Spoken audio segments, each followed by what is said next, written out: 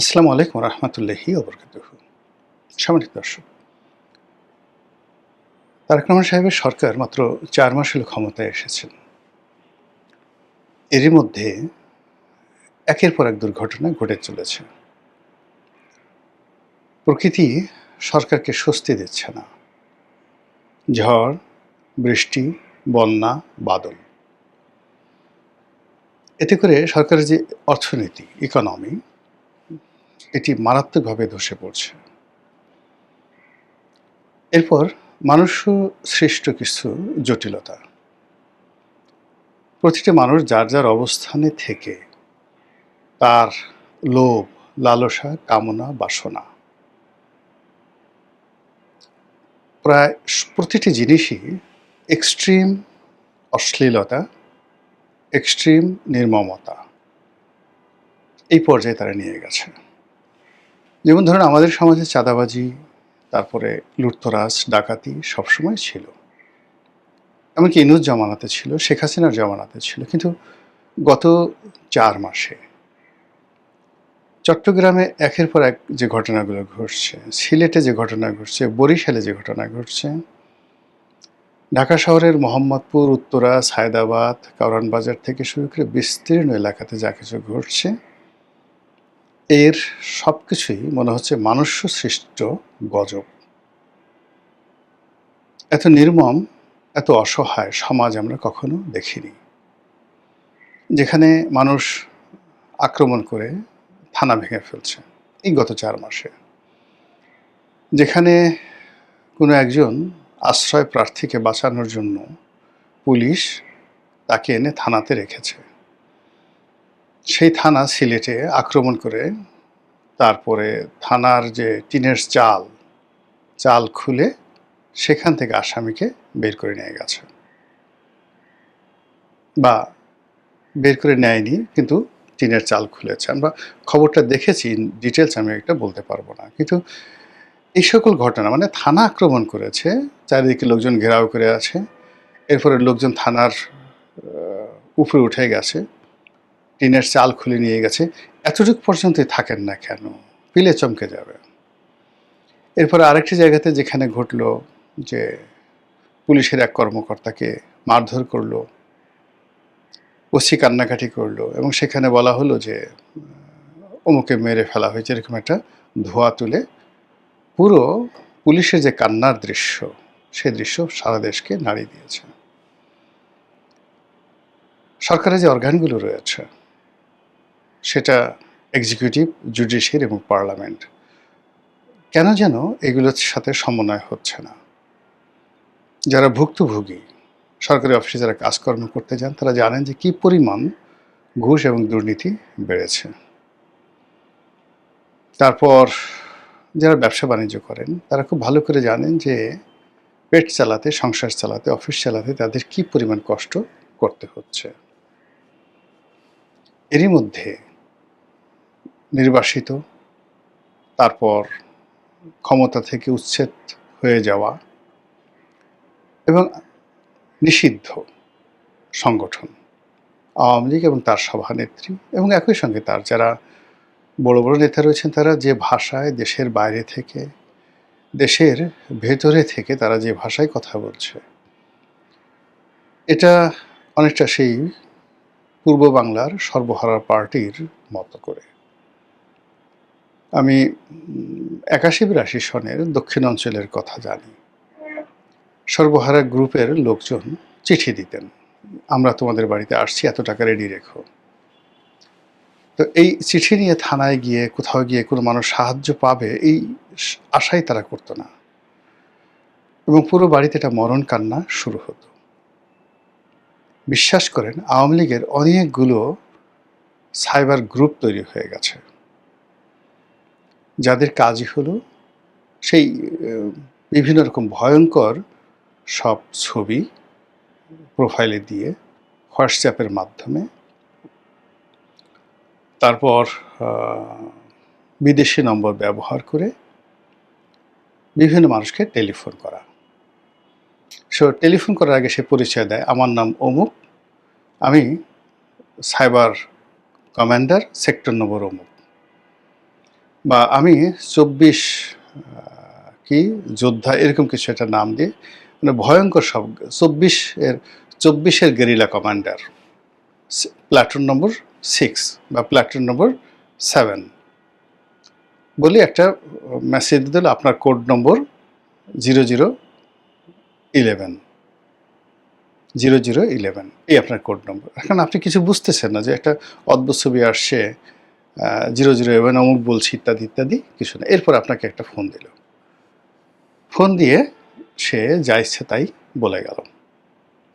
এখন আপনি যদি একজন এসপি হন, ডিসি হন, আপনার তো একটা পরিবার আছে। আপনি যে কোনো মন্ত্রী হন, এমপি হন, আপনার একটা পরিবার আছে, পরিজন আছে। এইভাবে প্রতিদিন ম্যাটিকুলাসলি বহু মানুষের জীবন হারাম করে দেয়া হচ্ছে।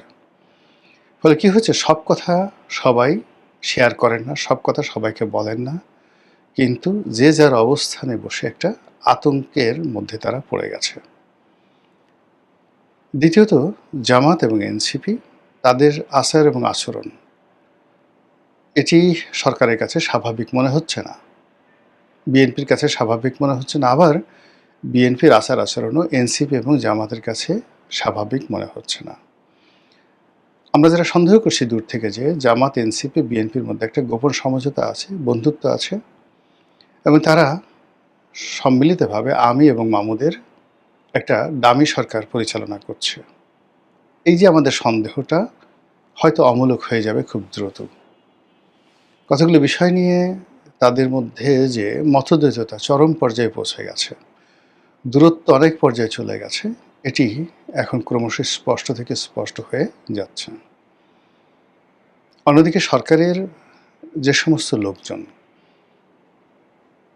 মন্ত্রী হয়েছেন, এমপি হয়েছেন, কিন্তু বিএনপির সাথে সম্পৃক্ত ছিলেন না, অনেকে ছোট ছোট দলের মালিক ছিলেন, সে সকল দল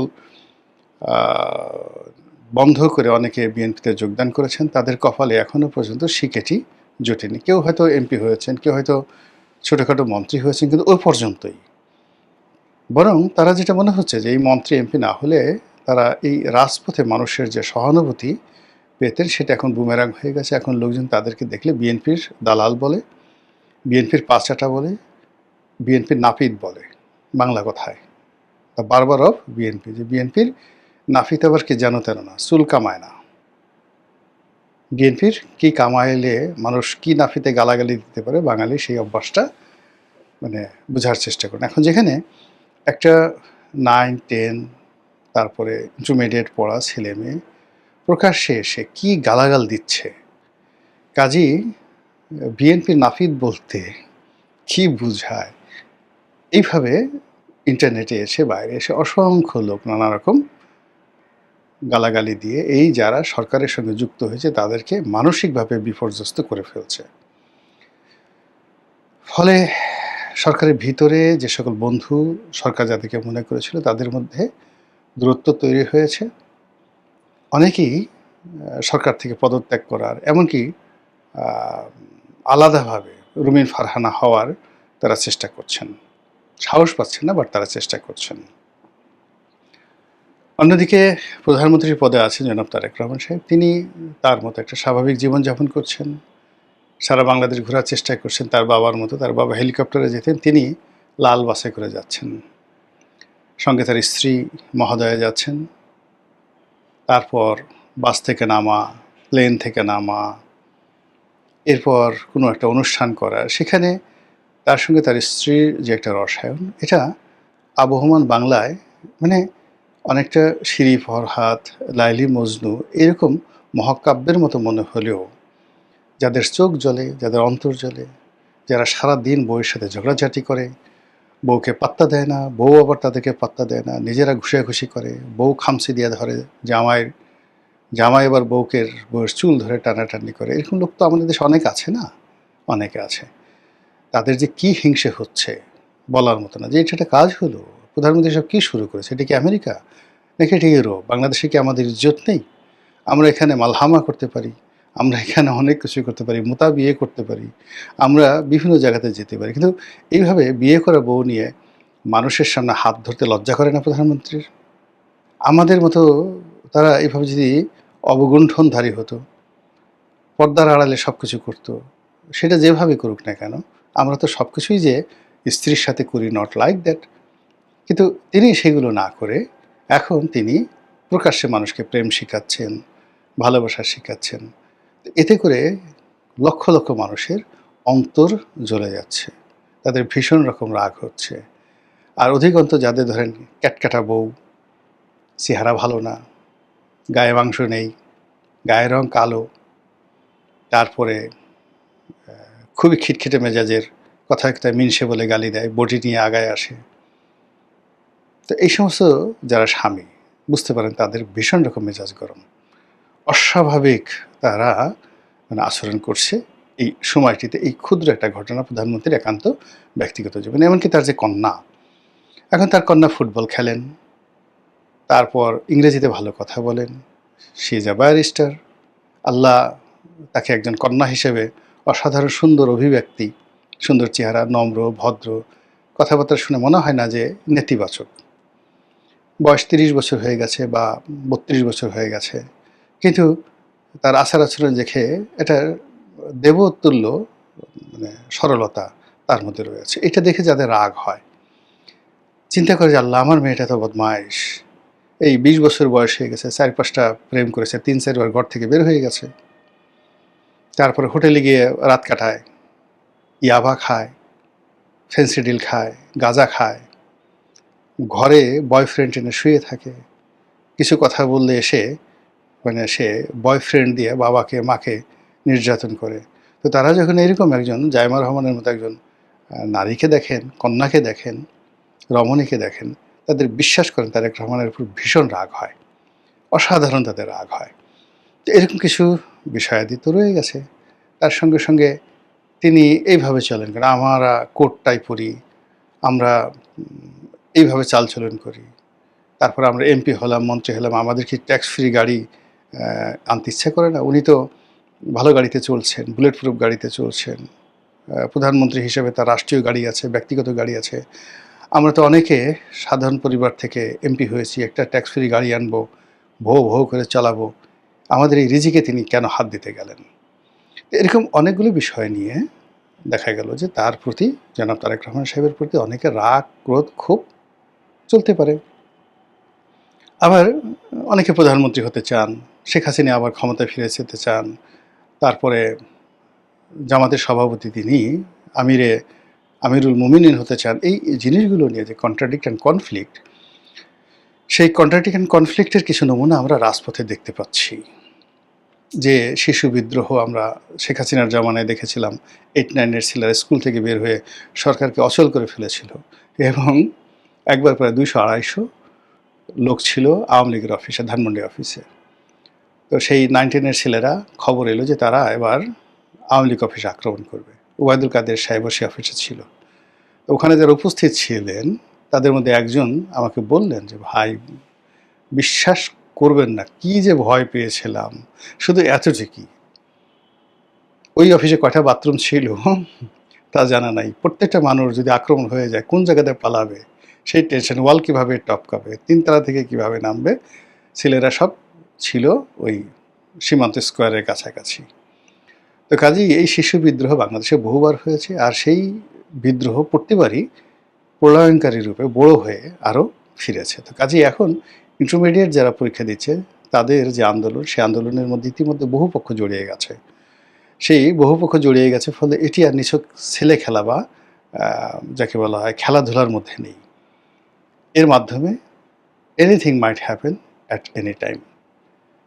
সরকারের যারা কর্তা ব্যক্তি তারা তো অবশ্যই ভালো বুঝেন। আমরা আসলে সরকারের একটা ধারাবাহিকতা চাই। আমরা চাই যে একটা ইলেকশন হয়ে গেল, সরকার 5টি বছর ক্ষমতায় থাকুন, এবং প্রতিটি সরকারেরই কতগুলো সুন্দর পরিকল্পনা থাকে। তারেক রহমান সাহেবের সুন্দর পরিকল্পনা আছে, তিনি সেগুলো বাস্তবায়ন করুন, এরপরে নিয়মতান্ত্রিক পদ্ধতিতে সব কিছু হোক। কিন্তু এভাবে যদি ঘন ঘন সরকার পরিবর্তন হয়, ইউনূস সাহেবের যেভাবে তাড়াতাড়ি চলে গেলেন, আবার তারেক রহমান সাহেব যদি চলে যান, আমরা কিন্তু আসলে এই ভার আর বহন করতে পারবো না। এবং সেক্ষেত্রে যখন এরকম একটা পরিস্থিতি হয়, তখন যারা অর্গানাইজড থাকে, বাংলাদেশে এখন 3টি শক্তি অর্গানাইজড আছে। 1 নম্বর আছে সেনাবাহিনী, 2 নম্বরে আওয়ামী লীগ, 3 নম্বরে জামাত। এখন এই 3টি শক্তির একটিও যদি আসে, সেটি কি আপনার আমার জন্য খুব বেশি ভালো হবে না খারাপ হবে? চিন্তা করতে থাকুন আর দেখতে থাকুন।